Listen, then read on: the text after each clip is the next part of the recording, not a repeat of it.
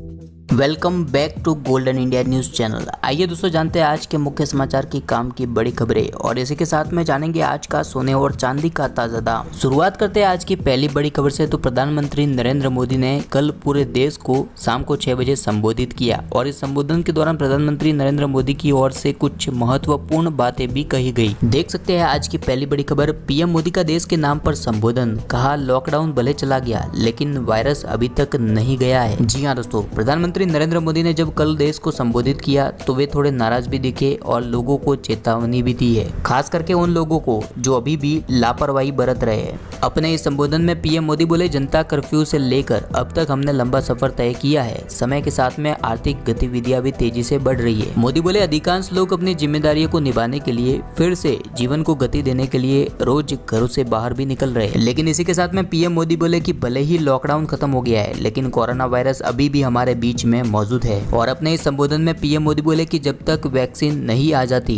तब तक कोरोना के खिलाफ ये लड़ाई जारी रहेगी। अपने इस संबोधन में पीएम मोदी ने यह भी बताया कि कई लोगों ने कोरोना के खिलाफ सावधानियां बरतना बंद कर दिया है। तो कुल मिलाकर पीएम मोदी के संबोधन की मुख्य बात यह रही कि जब तक कोरोना की वैक्सीन दवा नहीं आ जाती है तब तक आपको बिल्कुल भी लापरवाह नहीं होना है। और इसके अलावा पीएम मोदी ने कोरोना की वैक्सीन को लेकर भी बड़ी बात कही। मोदी बोले, भारत में अभी कोरोना की कई वैक्सीन पर काम चल रहा है और इनमें से कुछ एडवांस स्टेज पर है। कोरोना की वैक्सीन जब भी आएगी तो जल्द से जल्द प्रत्येक भारतीय तक ये कैसे पहुंचे इसके लिए सरकार तैयारियां कर रही है। चलिए तो बढ़ते हैं आज की अगली खबर की ओर। तो कोरोना मरीजों का इलाज करने में नाकामयाब है प्लाज्मा थेरेपी, बंद कर सकता है भारत। जी हाँ दोस्तों, कोरोना के शुरुआती समय में प्लाज्मा थेरेपी से कोरोना मरीजों को ठीक करने की मुहिम चलाई जा रही थी। यानी कि दोस्तों जो मरीज कोरोना से ठीक हो जाते हैं उनका प्लाज्मा लिया जाता है और उसको दूसरे मरीजों को चढ़ाया जाता है। लेकिन अब कोविड-19 मरीजों की इलाज पद्धति में प्लाज्मा थेरेपी को हटाया जा सकता है। मेडिकल रिसर्च की अग्रणी संस्था ICMR Indian council of medical research के डायरेक्टर जनरल बलराम भार्गव का कहना है कि कोरोना के इलाज की गाइडलाइन में से प्लाज्मा थेरेपी को हटाए जाने को लेकर विचार चल रहा है। गौरतलब है कि अप्रैल में केंद्र सरकार ने कहा था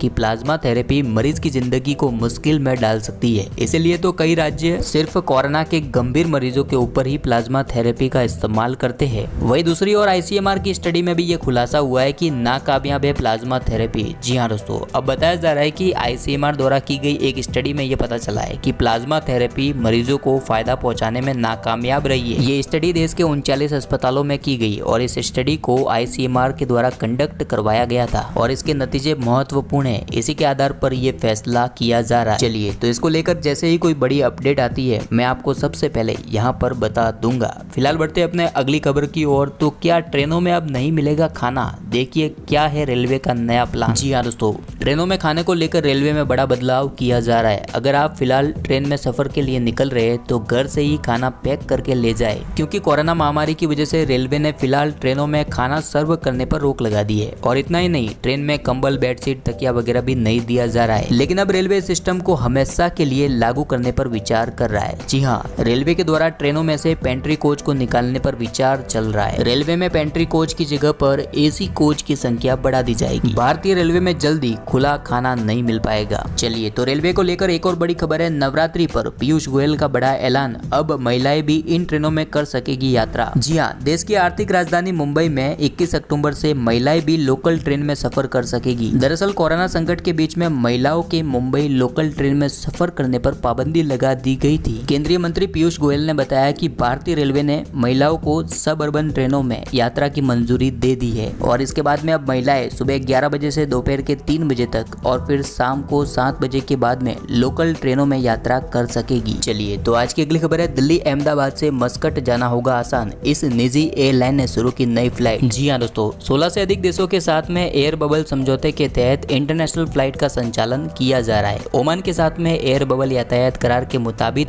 निजी एयरलाइन कंपनी स्पाइसजेट ने अहमदाबाद से मस्कट और मस्कट से दिल्ली मस्कट अहमदाबाद के बीच में नॉन स्टॉप फ्लाइट शुरू करने की घोषणा की है। 21 अक्टूबर से शुरू हो रहे मस्कट से भारत और भारत से मस्कट लोगों का आना जाना आसान हो जाएगा। दिल्ली मस्कट फ्लाइट का किराया 9,798 रुपये होगा, जबकि अहमदाबाद से मस्कट का हवाई किराया ₹6,839 प्रति यात्री होगा। चलिए तो बात करते हैं भारत के सराफा बाजार में 22 कैरेट 24 कैरेट के अनुसार आज के सोने और चांदी के दाम की।